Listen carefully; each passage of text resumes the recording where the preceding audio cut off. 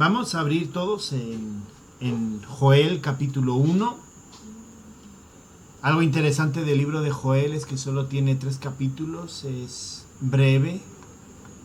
El capítulo 2 lo vamos a dividir en un poquito más, pero es un libro breve. Pero es un libro que tiene un mensaje, y vamos a verlo en la parte de introducción, que tiene que ver con el día del Señor, ¿no? Entonces vamos a leer Joel capítulo 1 y entonces oramos y comenzamos. Joel capítulo 1 comienza diciendo: palabra de Jehová que vino a Joel, hijo de Petuel.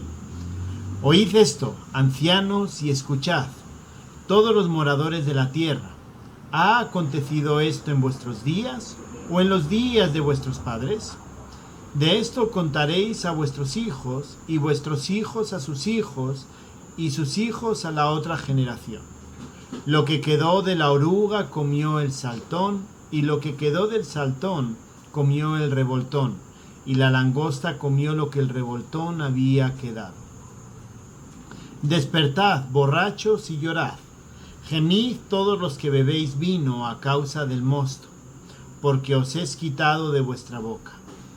Porque pueblo fuerte e innumerable subió a mi tierra. Sus dientes son dientes de león, y sus muelas, muelas de león.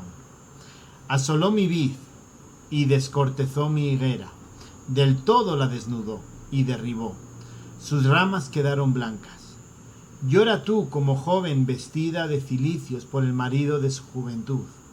Desapareció de la casa de Jehová la ofrenda y la libación. Los sacerdotes ministros de Jehová están de duelo. El campo está asolado, se enlutó la tierra, porque el trigo fue destruido, se secó el mosto, se perdió el aceite. Confundíos, labradores, gemid, viñeros, por el trigo y la cebada, porque se perdió la mies del campo. La vid está seca, y pereció la higuera. El granado también, la palmera y el manzano, todos los árboles del campo se secaron, por lo cual se extinguió el gozo de los hijos de los hombres. Ceñíos y lamentad, sacerdotes, gemid, ministros del altar. Venid, dormid en cilicio, ministros de mi Dios, porque quitada es de la casa de vuestro Dios la ofrenda y la libación. Y proclamad ayuno, convocad asamblea, congregad a los ancianos y a todos los moradores de la tierra en la casa de Jehová vuestro Dios, y clamad a Jehová. Ay del día, porque cercano está el día de Jehová, y vendrá como destrucción por el Todopoderoso. ¿No fue arrebatado el alimento de delante de nuestros ojos, la alegría y el placer de la casa de nuestro Dios? El grano se pudrió debajo de los terrones, los graneros fueron asolados, los alfolíes destruidos, porque se secó el trigo. Como gimieron las bestias, cuán turbados anduvieron los hatos de los bueyes, porque no tuvieron pastos. También fueron asolados los rebaños de las ovejas. A ti, oh Jehová, clamaré, porque fuego consumió los pastos del desierto, y llama abrasó todos los árboles del campo. Las bestias del campo bramarán, también a ti, porque se secaron los arroyos de las aguas, y fuego consumió las praderas del desierto. Vamos a orar. Gracias, bendito Señor, por esta noche, por una noche más que podemos profundizar, podemos aprender, Señor, de este nuevo profeta, el profeta Joel. Señor, ayúdanos a entender su mensaje, y también ayúdanos a entender para nosotros qué es lo que tú nos pides. Te lo pido, Señor, en el nombre de Cristo Jesús. Amén. Pues el libro de Joel es un poco extraño. En primer lugar, se sabe que fue escrito por Joel, porque el verso 1 dice, palabra del Señor que vino a Joel, hijo de Petuel. Pero es un libro que no es tan fácil ubicarlo históricamente.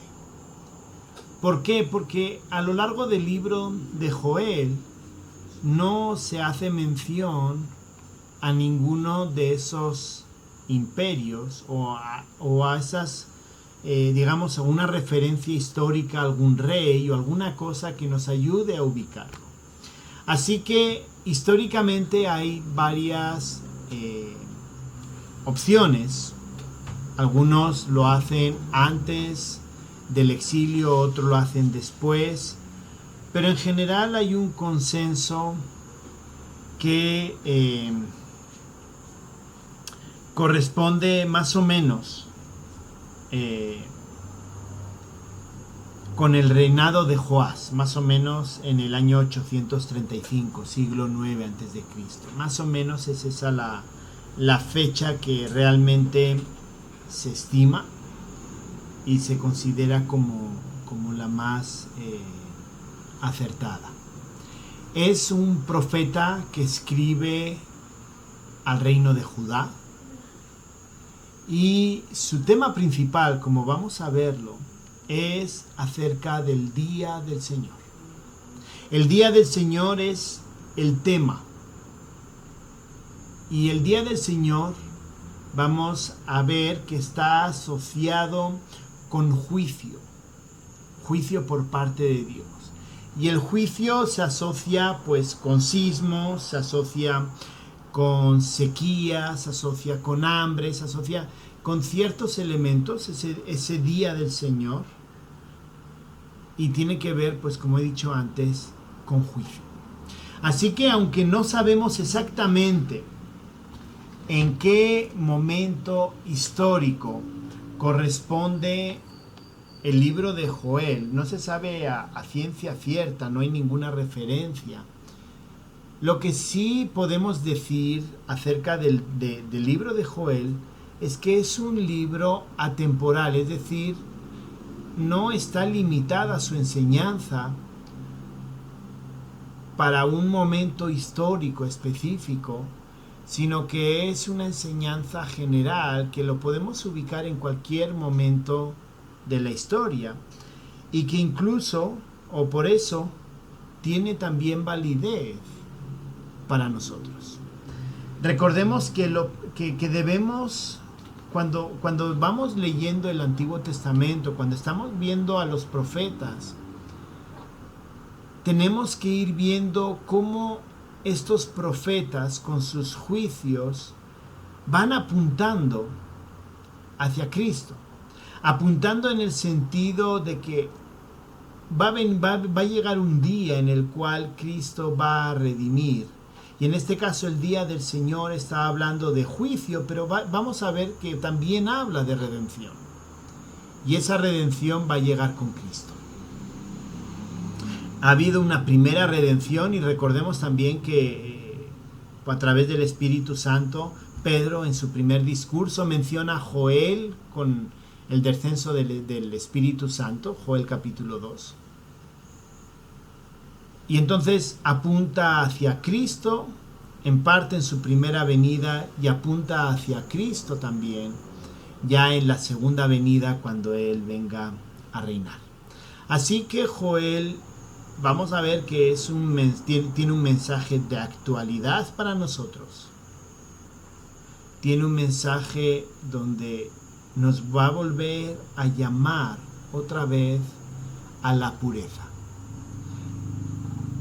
No lo mencioné cuando hablamos de Oseas, pero sí lo voy a mencionar y quizá porque alguno diga, pero siempre es lo mismo. O sea, pareciera que todos los profetas dicen lo mismo. Pues los profetas dicen exactamente lo mismo, porque ellos realmente no dicen palabras nuevas. Ellos lo que hacen o que lo que buscan es un llamado al pueblo a volverse al Señor. Denuncia el pecado e invita al pueblo a volverse al Señor. ¿Por qué? Porque un día va a llegar juicio. Y hermanos, pues como lo vimos en Oseas, el Señor fue claro también, ¿no? Un mensaje de ese llamado a la santidad. En este caso Oseas fue con ciertos elementos.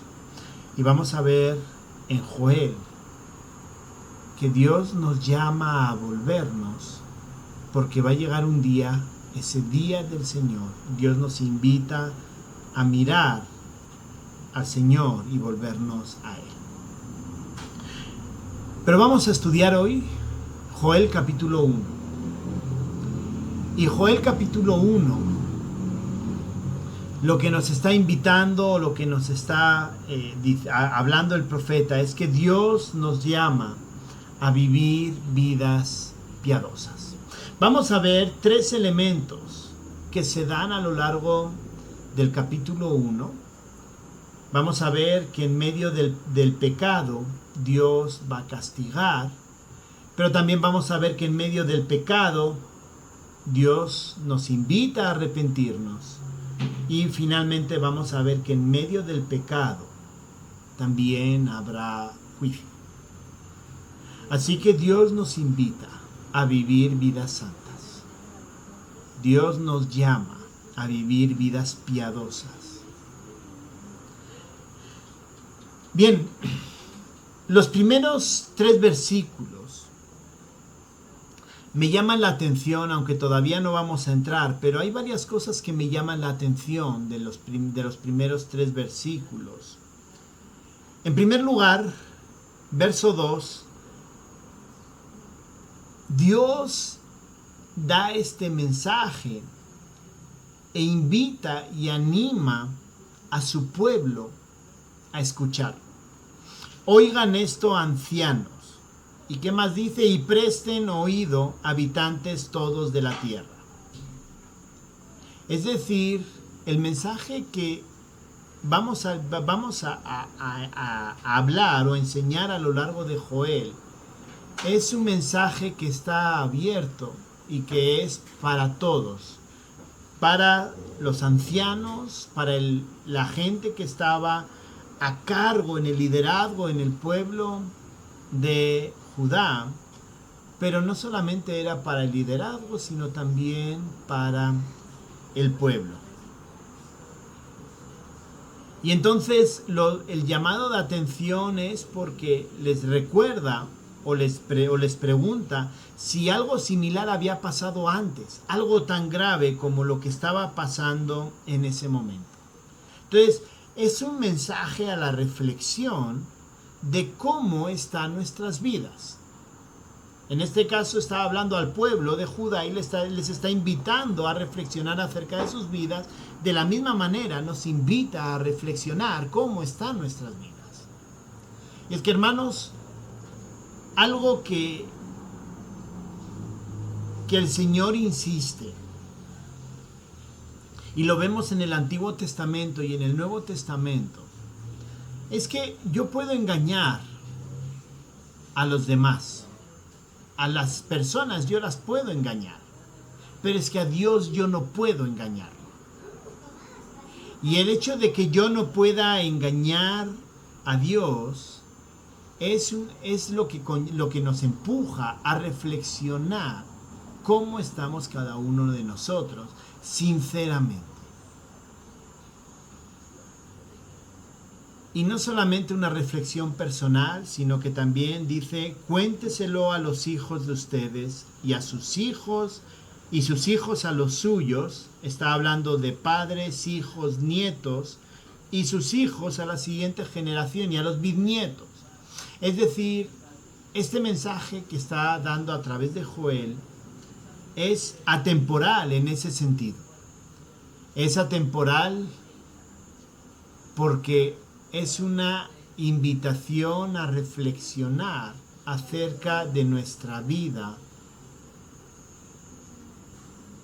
de la mía, de mis hijos, de mis nietos. Es una reflexión para cada generación. Entonces, el primer punto a lo que nos invita a reflexionar es que Dios nos llama a vivir vidas piadosas, porque en medio del pecado Dios castiga. Miren lo que dice versos 4 al 7. Lo que dejó la oruga, ahora estoy leyendo con otra versión, la Nueva Biblia de las Américas. Tiene, digamos, algunos detalles bien interesantes y quizá algunas cosas más fáciles de entender. Lo que dejó la oruga, lo que comió la langosta, lo que dejó la langosta, lo que comió el pulgón, y lo que dejó el pulgón, lo comió el saltón. Despierten, borrachos, y lloren y giman todos los que beben vino a causa del vino dulce, que les quitan de la boca. Porque una nación ha subido contra mi tierra, poderosa e innumerable. Sus dientes son dientes de león, y tienen colmillos de leona. Ha hecho de mi vid una desolación, y astillas de mi higuera. Del todo las ha desconcertado y derribado. Sus ramas se han vuelto blancas. Miren versos 4 al 7. Esta primera parte, vemos que en medio del pecado, Dios castiga. El pueblo está sufriendo a consecuencia del pecado. Y hay algo que me sorprende a mí de esta sección. Lo que me sorprende es algo sencillo. Es que utiliza mi. Miren lo que dice. Ha subido, el verso 6, porque una nación ha subido contra mi tierra, ha hecho de mi vid una desolación y astillas de mi higuera, del todo las ha desconcertado y derribado, sus ramas se han vuelto blancas. Es decir, cuando habla, Dios está hablando de su pueblo, y entendemos que el pueblo está pecando, el pueblo no está viviendo vidas piadosas, pero Dios lo identifica como su pueblo, a pesar del pecado. Así que vemos a un pueblo que sufre, y vemos que ese mismo pueblo que está sufriendo también ha tenido pérdidas. Es decir, está hablando de esas langostas. Hay algunos que dicen que puede ser una nación, pero muchos estudiosos afirman que literalmente son langostas. Versos del 8 al 12 habla acerca de las consecuencias de este castigo, ¿no? A causa del pecado, a causa de estas langostas, ¿no? Lamentate como virgen ceñida de cilicio por el esposo de su juventud. Han sido cortadas las ofrendas de cereal y la libación de la casa del Señor. Están de duelo los sacerdotes, los ministerios del Señor. Así que vemos que ante ese castigo ellos han sufrido pérdidas. Y la primera pérdida que vemos es en la cuestión cúltica. Las dos ofrendas que está mencionando el verso 9, la ofrenda del cereal y la ofrenda de la libación, tenían que ver con ofrendas que se obtienen del fruto de la tierra. Así que a causa de esta plaga, como les digo, algunos dicen que sí eran langostas, otros dicen que eso representa a un pueblo. Realmente, pues, como que hay el 50%, ¿no? de lo uno de lo otro, pero sea cual sea, langostas o que sea otra nación, el hecho de que estén arrasando, de que estén sufriendo las consecuencias del pecado, les impide celebrar los sacrificios, les impide celebrar esos sacrificios que están en Levítico capítulo 2. Y no solamente eso, dice, de la casa del Señor están de duelo los sacerdotes y los ministros del Señor. Así que ese impedimento a celebrar los sacrificios que correspondían hace que el propio sistema religioso, si lo queremos llamar de alguna manera, esté en duelo, esté mal. Así que la primera pérdida que sufren es el no poder cumplir con lo que el Señor les ha llamado a hacer en cuanto a los sacrificios en Levítico. Hay una pérdida en el ámbito religioso, si lo queremos ver de esta manera. Pero la segunda pérdida, a causa del pecado, a causa de esta plaga por causa del pecado, es que su provisión, obviamente, ya deja de haber provisión, hay desolamiento. El campo está asolado, la tierra está de duelo, porque el grano está arruinado, y el vino nuevo se seca, y el aceite virgen se pierde. Verso 12, la vid se seca y se marchita la higuera, también el granado, la palmera y el manzano, todos los árboles se secan. Así que vemos que la segunda parte de esas pérdidas es que pierden también su sustento. Ellos son un pueblo agrícola y ganadero y pierden todo. Ya no pueden acceder, ya no pueden ofrecer las ofrendas que Dios les había dicho, que Dios les había indicado.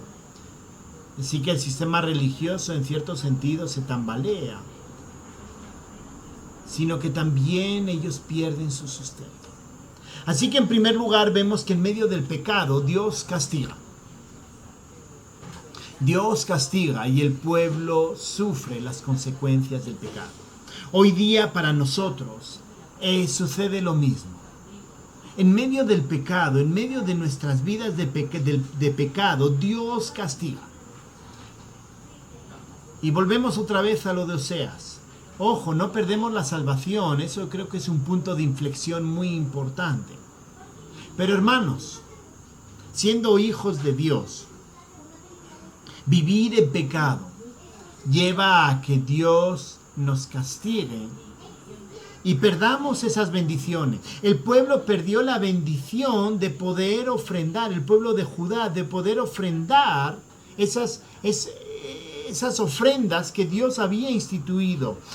El pueblo había perdido la bendición de que el campo fuera fructífero y como había prometido en Deuteronomio 28, si obedecían, el campo iba a ser fructífero y nada les iba a faltar. A consecuencia del pecado pierden la bendición. Hermanos, para nosotros es parecido. No perdemos el estatus de hijos de Dios. Vean que les llama mi higuera, mi vid. O sea, Dios sigue llamándolo su pueblo. Pero Dios les castiga y ellos pierden esa bendición. Y nosotros en medio del pecado también perdemos esas bendiciones. Pensemos en todo aquello que a causa del pecado, cuando ya ha pasado, decimos, ¿qué hubiera pasado si lo hubiera hecho distinto? Y a veces pensamos y decimos, pues quizá Dios hubiera hecho esto, Dios hubiera provisto de esta manera, Dios hubiera hecho algo, un milagro en medio de esa situación. Pero el pecado nos lleva a perder esa bendición. Hermanos, ellos habían perdido la bendición por causa del pecado y nosotros también perdemos las bendiciones por causa del pecado. Así que Dios nos llama o nos invita a vivir vidas piadosas, porque en medio del pecado Dios castiga y Dios nos castiga. Pero no solamente se queda, Dios no solamente se queda del verso 4 al verso 12 mencionando solo juicio y dice ya se acabó. Dios es como Oseas siempre en medio de los mensajes siempre hay el rayito de esperanza. Y Joel hace lo mismo. Versos 13 y 14. Es que Dios nos llama a vivir vidas piadosas y en medio del pecado Dios pide que nos arrepintamos. Mire lo que dice versos 13 y 14. Cíñanse de cilicio y lamentense sacerdotes, giman ministros del altar, vengan, pasen de la noche ceñidos de cilicio.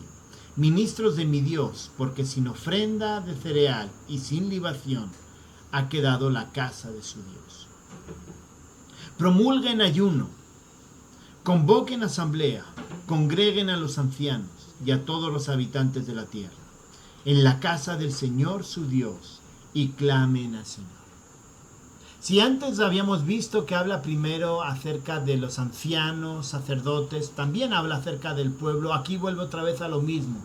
Primero llama la atención y invita al arrepentimiento a sus líderes, a las personas que están frente al pueblo, que están ahí como representantes del Señor. El sacerdote era el mediador entre Dios y los hombres. Y también entre los hombres y Dios tenía una doble mediación. Era el que estaba en medio. Él hablaba lo que Dios le decía y él cuidaba al pueblo y representaba al pueblo frente a Dios. Y entonces, verso 13, comienza hablando de que los sacerdotes se deben de arrepentir. Les invita, cíñanse de cilicio. Cilicio era una especie de piel de cabra que se ponían en señal de que estaban compungidos, de que estaban arrepentidos, de que estaban dolidos por lo que estaban haciendo. Recordemos la historia de Jonás. Cuando Jonás predica, hasta el mismo rey se pone cilicio, mostrando arrepentimiento por lo que había pasado. Aquí Dios les está invitando y les está diciendo lo mismo: arrepiéntanse, vístanse de cilicio porque realmente están arrepentidos. Lamentense, sacerdotes, expresen su arrepentimiento. Y no solamente eso, sino que dice promulguen ayuno. ¿Ayuno entre quién? Entre el pueblo. Convoquen asamblea, está llamando al pueblo. Congreguen a los ancianos y a todos los habitantes de la tierra. Anteriormente ha hablado de los habitantes de la tierra en el verso 2. Es decir, está invitando al pueblo, no solamente a los sacerdotes, sino también al pueblo. Y está invitando a la humanidad, está invitando a los habitantes de la tierra, a los hombres, está invitando a que se arrepientan sinceramente. Dios pide vidas piadosas porque Dios castiga el pecado, pero en medio del pecado también invita, aunque hay consecuencias por el pecado, pero invita al arrepentimiento. ¿El arrepentimiento con qué fin? Con el fin de volver la mirada al Señor. Es algo que realmente debemos de tener en cuenta y debemos considerarlo cada día. Hermanos, Dios quiere que nos arrepintamos de lo que hacemos mal, de nuestro pecado. Dios no quiere que nos conformemos, que hemos pecado y ya se acabó, bueno, está bien, no pasa nada. No, Dios quiere que seamos sensibles al pecado, porque el pecado tiene castigo y Dios quiere que nos arrepintamos.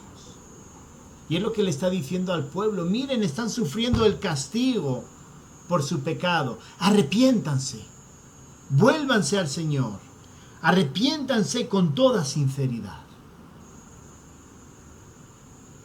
Finalmente, Dios nos llama a vivir vidas piadosas, porque en medio del pecado habrá al final un juicio.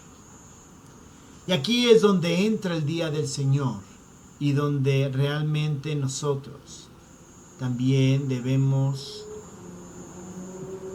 ser conscientes de cómo Dios va a juzgar el pecado. Ay de ese día, porque está cerca el día del Señor, y vendrá como destrucción del Todopoderoso. ¿No ha sido suprimido el alimento de delante de nuestros ojos y la alegría y el regocijo de la casa de nuestro Dios? Las semillas se han secado bajo los terrones. Los almacenes han sido asolados, los graneros derribados, porque se secó el grano. ¿Cómo muge el ganado? Andan vagando las manadas de vacas, porque no hay pasto para ellas. Hasta los rebaños de ovejas sufren. Vamos a empezar ahí hablando acerca de ese juicio. El día del Señor está cerca. El día del Señor hablando acerca de juicio, desolación. Va a haber hambre, va a haber terremotos. ¿Por qué? Porque el Señor va a venir a juzgar el pecado. Dios les ha castigado a causa del pecado. Dios los invita a arrepentirse y le está diciendo básicamente, si ustedes continúan pecando, vendrá el día del Señor y esténse preparados para el juicio de Dios. Si alguien es hijo de Dios, no tenemos problemas con el día del Señor. Pero hermanos, recordemos que una vida piadosa es la consecuencia de ser hijo de Dios. Hermanos, si estamos acostumbrados a vivir en pecado, si realmente entendemos que no necesitamos arrepentirnos de nada, que no hacemos nada malo, preguntémonos si realmente somos hijos de Dios.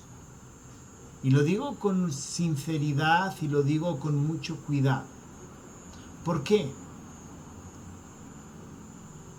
Porque ser cristiano tiene que ver, como vimos en Oseas, con reconocer la soberanía del Señor. Y reconocer la soberanía del Señor nos lleva, nos empuja literalmente a vivir de forma que agrademos a Dios. ¿Qué les está diciendo aquí Dios a Joel? Les está diciendo básicamente, está diciendo, miren, por su pecado va a haber consecuencias, arrepiéntanse y vivan vidas piadosas, vivan vidas de acuerdo a lo que yo les he mandado.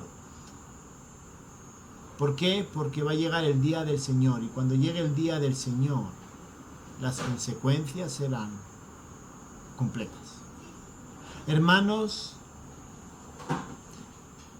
estemos preparados para cuando el Señor venga, para cuando llegue ese día. Y si se dan cuenta, las consecuencias que le está hablando al pueblo son consecuencias graves. Consecuencias donde Dios va a juzgar completamente y va a destruir la tierra. Pero como les decía al principio, siempre Dios tiene un pero. O siempre Dios tiene ahí les dice, miren, va a pasar esto, pero hagan lo otro. ¿Y qué es lo otro que les invita a hacer en medio de ese pecado y que obviamente conllevará a que haya juicio? Los invita a clamarle a Él. Versos 19 y 20. A ti clamo, oh Señor, porque el fuego ha devorado los pastos del desierto y la llama ha consumido todos los árboles del campo. Aún las bestias del campo braman por ti, porque se han secado los arroyos del agua y el fuego ha devorado los pastos del desierto. Dios vuelve a invitarnos a estar preparados y a clamar a Él. Hermanos, el Señor está cerca. El Señor está cerca. Con los eventos que estamos viviendo, el Señor cada día está más cerca. Y el Señor nos está invitando a vivir esas vidas piadosas. Y en medio del pecado a clamarle a Él. Hermanos, necesitamos acercarnos y vivir esas vidas. No debemos de vivir vidas de libertinaje. Y quiero terminar con algo que dijo el Señor, hablando acerca de aquellos que le decían: Señor, Señor, en tu nombre profetizamos, en tu nombre hicimos tal cosa, en tu nombre. Ellos hablaban acerca de todo lo que ellos hacían en nombre del Señor. ¿Y qué les dijo? Apartaos. Apartaos. Es decir, no es solamente clamar, no es solamente decir algo en el nombre del Señor. El Señor mismo reconoce que un hijo de Dios es un hijo que vive de forma santa, de forma piadosa, aborreciendo el pecado. Y eso es a lo que nos está invitando en este caso Joel. Joel nos está invitando a ser conscientes del pecado y arrepentirnos de nuestro pecado, a vivir vidas piadosas, vidas santas, porque el día del Señor está cerca y el juicio viene. Así que, hermanos, Dios nos llama a vivir vidas piadosas. Oremos. Gracias, bendito Señor, por tu palabra.